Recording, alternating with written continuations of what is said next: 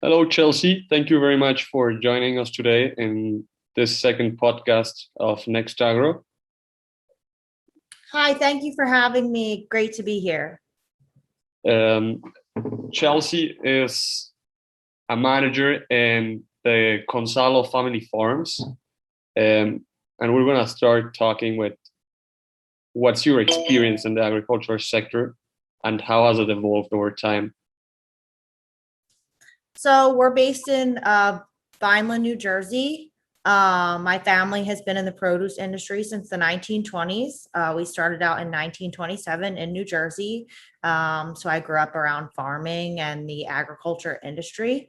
The motivation for me to start in my family company came from its really long history of being involved in farming and in the industry.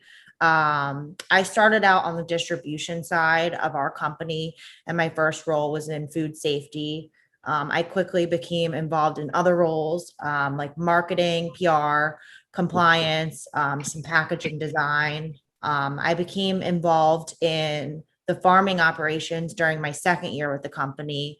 I thoroughly enjoyed that, and I became more involved in the farming side of the business and started to manage the labor operations and developed other roles on the farming side of the business. So that's where my role is at now, and I'm really enjoying that. That's amazing. I think certainly you've got a lot of experience in farming from generations.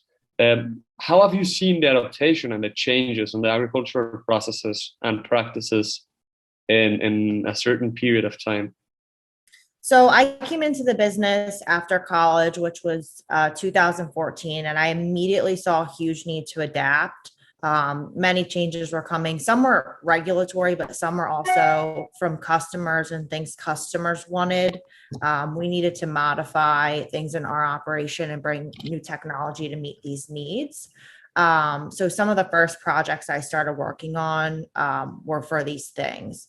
So some of the first things that I did in our company were to upgrade some of the software systems we have. So things like traceability systems, better labeling, better reporting. And after those things, I started incorporating different systems on the farming side of our business, some software systems in the fields to track things like payroll, employee hours, crop production, things like that. But mostly it was all software driven.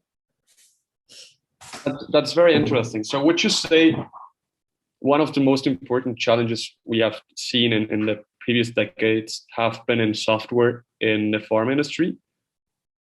I would say the software is really needed because I would say the technology is needed to keep up.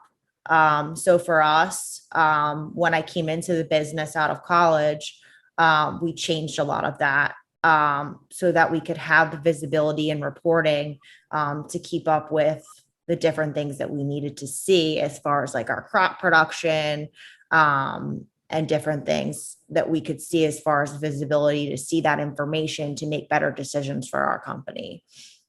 Okay, very interesting. What how do you see technology evolving in a further timeline? So it's interesting because we still utilize things like hand harvesting. So that's something that we still use. And certain technology you see not evolving to the level that we would want it to evolve. So in the blueberry industry, they're developing different machines for machine harvesting, and that technology is not, up to the standard that we would want it to be. So the machines still damage the fruit to the extent where we don't really use them in the fields, and we still are utilizing hand harvesting because the hand harvesting brings the best quality. It's the best practice for not damaging the products and keeping up with quality that we need for the best product to give to the retailer. So that's something that's been used forever that we're still utilizing, not just for blueberries, but for all crops, beets, spinach, vegetables. So that's something, we've been using forever. So the technology like machine harvesting it's evolving, but it's not evolving as much as you want to see. As far as the software, which is something that we were talking about earlier, I think it's evolving tremendously.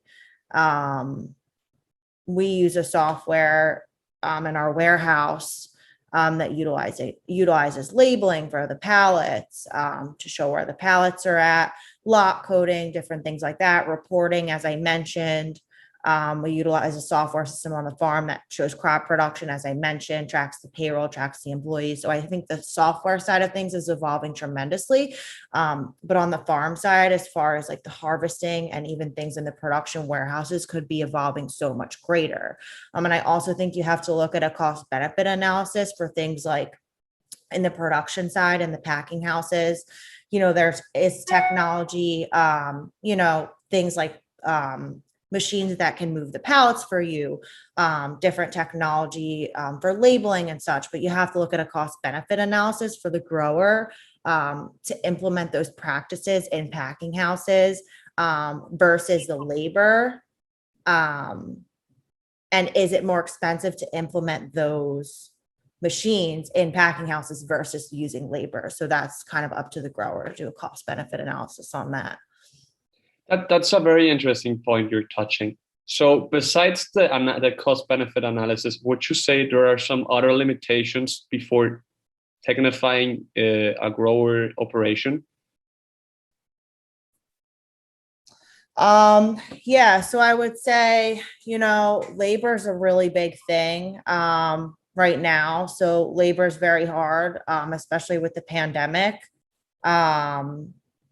Labor is a challenge. So anything in automation is really big for something that farmers need, not only in the field, but in packing houses. And it's at the forefront of what growers need. So they should be looking at streamlining operations, but costs are a factor in putting these things in packing houses. So I think that growers need to look at that. To put in any type of machinery like that, you have to look at the cost. So it's great to utilize this equipment, but there's a cost involved in that. But we're seeing this labor problem become more and more of a challenge because we're not able to get this labor, especially in our area in New Jersey. This past season, we saw a huge problem with the labor situation. That's interesting. Very, very interesting. In that sense, incorporating technology as we've seen it could help to alleviate that problem. But that's also a challenge in the resistance of applying those technologies in some companies, especially in small farmers, I think, or in small growers. Why do you think it happens? So I think, especially as a young person, I don't always think it's a resistance to the technology. I think it can be just a resistance in general to change. So I don't think it's a resistance to the technology. I think older farmers, just people who've been in the business forever. I don't even know that it's just agriculture. I think it's just a resistance to change anything in the company, just change the way they've been doing things forever. So it's not just with technology, it could just be with anything. Recently, I read an article just talking about how to try to go with the flow when the change comes. And it's something quite difficult, especially if you already have like a methodology and know how it should be, and you've been doing it all your life. But what do you think, or how could we handle it or make it simple for people to just try to adapt to new things and new changes or new improvements in tech? So I think with us in my company, I'm involved as well as my sister, my brother's involved. I think it helps to get more young people involved because you can see multiple different perspectives instead of just having, one person coming in and wanting to make a bunch of changes. When you have multiple different perspectives, and it doesn't always have to be young people. but getting multiple different perspectives and allowing people to communicate about different ideas is very helpful. So you don't just have one person coming in and bringing about all this change.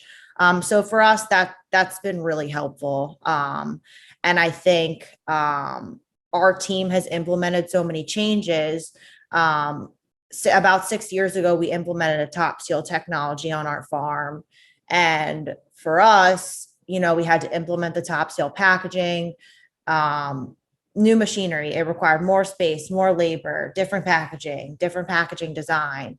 So then this year, we had a huge challenge with our new software system in the fields.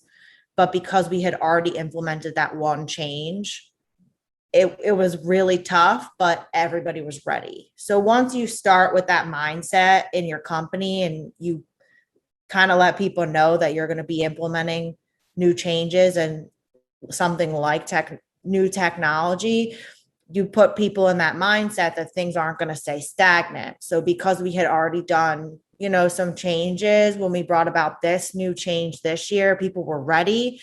And even though we experienced some hiccups, we worked through it and everybody was communicating with one another, and it went pretty well. That's super interesting. I think you're touching a very interesting point. Getting your long experience in the market, being almost over 90 years or 80 years in the market, there must be a lot of practices which are still very relevant. And it doesn't matter how long time passed, you're still going to apply them.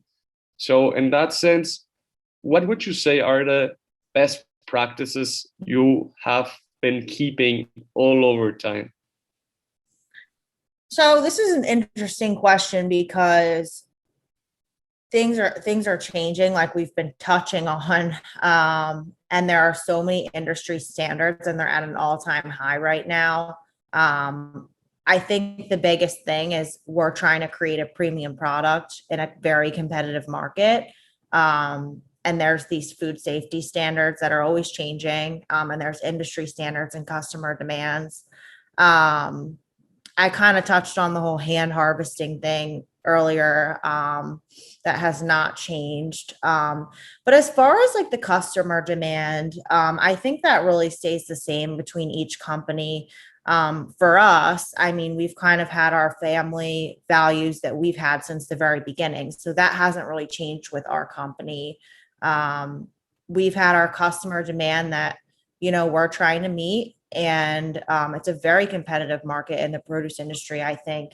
And we've created our family company based on our quality product and what we're offering since the very beginning, since my grandfather started.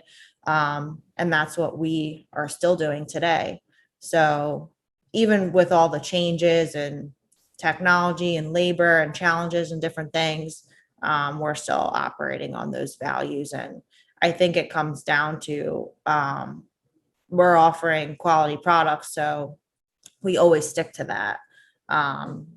You know, in our packing operation, our main headquarters, I mean, we don't put out product that is below our top quality standards, no matter what challenges we meet on a daily basis.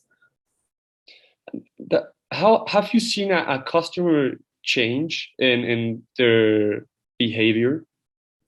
Absolutely. I think that the standards get higher and higher. I've had a couple of questions, you know, regarding food safety and just questions about what growers should be doing to keep up with food safety. And I think there's a lot of confusion about national or even international and state standards versus what customers want. And I think what customers want is so much, at least for us, so much stricter for a lot of growers than these state and national standards. So I think there's a lot of confusion in the industry on what customers want, not even with food safety, but, you know, specs, pallets, labeling, packaging design. I deal a lot with packaging design. Certain customers want the label in a certain place, the UPC, but the standards are just getting different, changing. I mean, it's getting to be almost on a monthly basis that things change. So that's definitely something that growers have to deal with. And I mean, they have to keep up with it to stay in the market. So it's difficult for small growers. If you are a grower and you need to focus on three main points, what do you think would be, or what you recommend the growers to focus on? For us, like I mentioned earlier, it's quality product. So I'm gonna say that because that's very important for us. Um, I would say keeping up with technology, but not just technology, what's up and coming in the industry. I mentioned software, but not just software, new changes and new developments. I think that's very important for what changes can be implemented in the business, but I think that can be different for every farmer, depending on what the operation grows as far as the product. And the third thing, I think packaging is really big now. There's a really big focus on biodegradable packaging, different types of packaging. A lot of customers are looking for growers to develop new changes in packaging to offer compostable packaging and recyclable packaging and different things. I think that's really important for growers to keep up with those type of trends. But I think definitely way above that would be to keep up with the quality product and anything that's new and upcoming, because I think if those two things are not met, I think people are going to fall behind. And we see that, a lot here. Because new bigger companies can take over if smaller farmers aren't able to keep up with those standards. Sure, that's completely true and real. I think we've seen it a lot in Mexico. Small farmers going out from business because they're not able to keep up with big guys who start implement technology and get better in predicting and just knowing what their crops need and improving their yield production. Yeah. But the thing about packaging, I think it's a very interesting point because there's a lot of attention right now coming to climate change and all the changes we're seeing, not just in packaging, but also in fertilizers and in many different aspects about farming. What do you think, or how could we reduce our impact in such an important activity as farming in climate change? I think as farmers, we feel the effects of climate change because with temperatures, that affects our crops. Climate changes for us means variability, could mean an effect with our yields. Farming contributes to greenhouse gases, that contributes to climate change.